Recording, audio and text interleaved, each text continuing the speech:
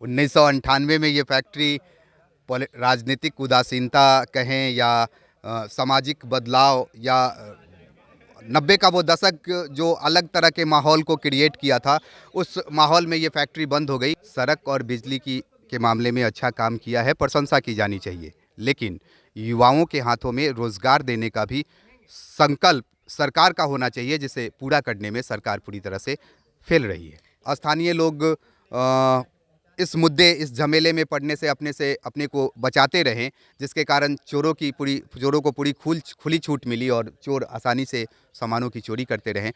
नमस्ते, मेरा नाम आदित्य है और आप सभी का द पंचायत में स्वागत है। इसके पहले मढ़ौरा का काफ़ी सारा आप वीडियो देखे होंगे जो कि मढ़ौरा का चीनी मिल का है, लेकिन मढ़ौरा के इतिहास के बारे में बहुत कम लोग जानते हैं और बहुत कम आर्टिकल्स उस पर पढ़ने के लिए आपको मिलती होगी।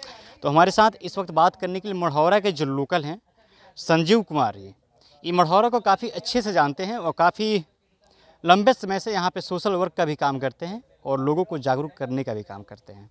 तो आइए हम यहाँ के इतिहास के बारे में जानते हैं, मढ़ौरा चीनी मिल का इतिहास क्या रहा। सर, सबसे पहले हमारे चैनल में आपका स्वागत है। बहुत बहुत आभार आपका भी स्वागत है। शुक्रिया सर। सर, मढ़ौरा चीनी मिल का इतिहास क्या रहा है अभी तक?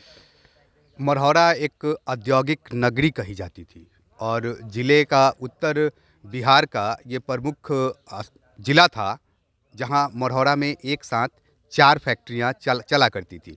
जब 4 फैक्ट्रियां चलती थी तो आप खुद सोच सकते हैं कि मढ़ौरा और मढ़ौरा के आसपास का टोटल एरिया एकदम से सायरन से, मजदूरों से या उसके कर्मियों से एकदम से लगातार कंटिन्यूटी में वो दिखाई देते थे और वो एक बड़ा अच्छा माहौल दिखता था। लगता था जैसे आप किसी बड़े औद्योगिक सिटी में चले गए हों और वर्कर पूरे 24 घंटे आ जा रहे हैं, जा रहे हैं, आ रहे हैं। एक अलग माहौल था और मढ़ौरा का जो गौरवशाली अतीत है वो वर्तमान से 100 गुना बेहतर था। सर, बिहार का पहला चीनी मिल था मढ़ौरा का? 1904 में लगने वाला यहाँ ये चीनी मिल बिहार का पहला चीनी मिल था और केवल बिहार का नहीं, उत्तर भारत का पहला चीनी मिल। उत्तर भारत का पहला चीनी मिल जो कि आज के समय में बंद पड़ा हुआ है। 1998 में ये फैक्ट्री राजनीतिक उदासीनता कहें या सामाजिक बदलाव या 90 का वो दशक जो अलग तरह के माहौल को क्रिएट किया था, उस माहौल में ये फैक्ट्री बंद हो गई और एक बार बंद होने के बाद फिर से शुरू नहीं हो सकी। सर, बिहार में लगभग 90 की दशक में लगभग 40 चीनी मिलें थी और आज के समय लगभग 10-12 चीनी मिलें चालू हैं। हर जगह बंद पड़ी हुई है, इसकी वजह क्या है सर? सत्ता में जो लोग होते हैं, जवाबदेही उनकी है कि वो अपने प्रदेश को, अपने राज्य को किस तरह से ग्रो करेंगे, किस तरह से आगे ले जाएंगे। निश्चित रूप से बिहार में जिन लोगों के हाथों में सत्ता रही, वे कभी भी इस तरह से प्रयास नहीं किए। उन्होंने इस तरह का प्रयास नहीं किया कि बिहार को औद्योगिक क्षेत्र में आगे ले जाएं।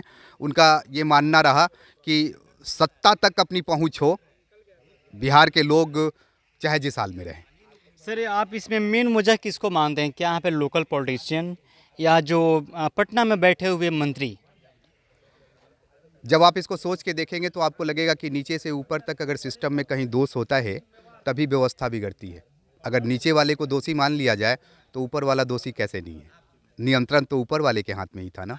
तो सत्ता के शीर्ष पे बैठे लोगों ने भी ऐसी विविधता नहीं दिखाई कि बिहार औद्योगिक क्षेत्र में परिवर्तित हो या यहाँ की बंद फैक्ट्रियाँ फिर से चालू कराई जाए, इस दिशा में भी उन्होंने प्रयास नहीं किया है। सर, पिछले विगत 17 वर्षों से नीतीश कुमार बिहार के मुख्यमंत्री बने हुए हैं और बिहार में एक दो चीज़ बड़ी अच्छी लगती है।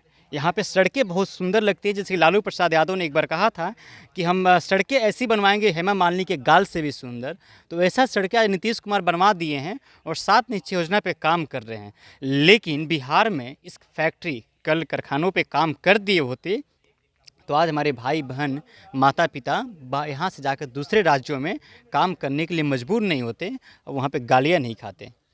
सदियों से ये कहा जाता है कि किसी भी राज्य, किसी भी प्रदेश की जो मजबूत स्तंभ होते हैं वो युवा होते हैं और सरकार युवाओं के बारे में ही काम नहीं कर सकी तो निश्चित रूप से अपनी जवाबदेही से कितने पीछे रह गई है सरकार, ये सोचा जा सकता है। इस सरकार ने सड़क और बिजली के मामले में अच्छा काम किया है, प्रशंसा की जानी चाहिए। लेकिन युवाओं के हाथों में रोजगार देने का भी संकल्प सरकार का होना चाहिए, जिसे पूरा करने में सरकार पूरी तरह से फेल रही है।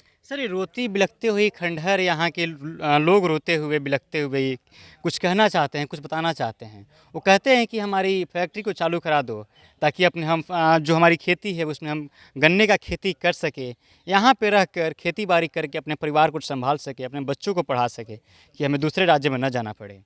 अभी आदित्य जी, एक एक चीज़ आपको याद दिलाऊं, जो लोग अपनी विरासत को भुला देते हैं, इतिहास उन्हें भुला देती है। निश्चित रूप से हम अपनी विरासत को संजो कर ही अपने इतिहास को मजबूत कर सकते हैं। सरकार में रहने वाले लोग भी को भी ये सोचना चाहिए कि वो अपने विरासत को सुदृढ़ करें, अन्यथा आने वाला इतिहास उन्हें भुला देगा, इसमें कहीं संशय नहीं। सर यहाँ पे एक एक लोहे यहाँ से चोरी हो रही है लोहे की, इसको बचाने के लिए क्या उपाय हो सकता है? सरकार ही इस मामले में उदासीन रही तो प्रशासनिक जो पकड़ होना चाहिए था वो कमज़ोर पड़ता गया। स्थानीय लोग इस मुद्दे, इस झमेले में पड़ने से अपने को बचाते रहें, जिसके कारण चोरों को पूरी खुली छूट मिली और चोर आसानी से सामानों की चोरी करते रहें।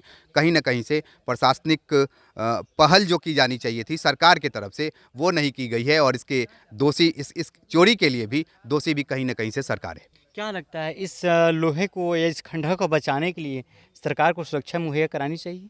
निश्चित रूप से सालों पहले यहाँ पुलिस पिकेट बनाना चाहिए था, ताकि सरकार इस संपत्ति को सुरक्षित रख सके, लेकिन सरकार ने इस दिशा में प्रयास नहीं किया। आदित्य जी, तय रूप से जहाँ की सरकारें अपने सत्ता और अपनी कुर्सी को बचाने के लिए काम करे, वो विकास के लिए काम नहीं कर पाती है। एक वर्ड आपने कह दिया सर, जो कुर्सी का बचाए हमेशा कभी विकास का बात नहीं कर सकता है। चलिए, सर ने तमाम सवालों का जवाब दिया और बताया कि इसको कैसे बचाया जा सकता है, इसका इतिहास क्या रहा है, क्या इसको चालू होने के बाद से लगभग कितने लोगों का भला हो सकता है सर?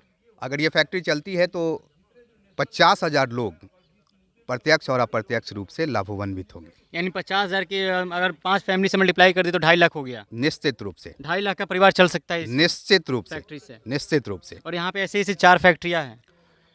केवल चीनी मिल चल जाए तो मढ़ौरा के 20 किलोमीटर सराउंडिंग लोगों को कहीं दूसरी जगह जाने की ज़रूरत नहीं होगी, और वो बिहार के किसी भी हिस्से के लोगों से ज़्यादा संपन्न और खुशहाल होंगे। चलिए, अगर ये चीनी मिल चालू होती है तो सर का कहना है कि लगभग 20 किलोमीटर के सराउंडिंग में यहाँ के लोगों को एक जगह से दूसरे जगह पे जाने की आवश्यकता नहीं पड़ेगी। और हमारी भी एक कोशिश है यहाँ के लोगों के प्रति, जब तक ये फैक्ट्री चालू नहीं होगी तब तक हम लोग यहाँ पे आवाज़ आकर उठाते रहेंगे और उन युवाओं की साथ देते रहेंगे। चलिए, फिलहाल इस बातचीत में इतना ही। मेरा नाम आदित्य है, आप द पंचायत देख रहे थे। बहुत बहुत शुक्रिया।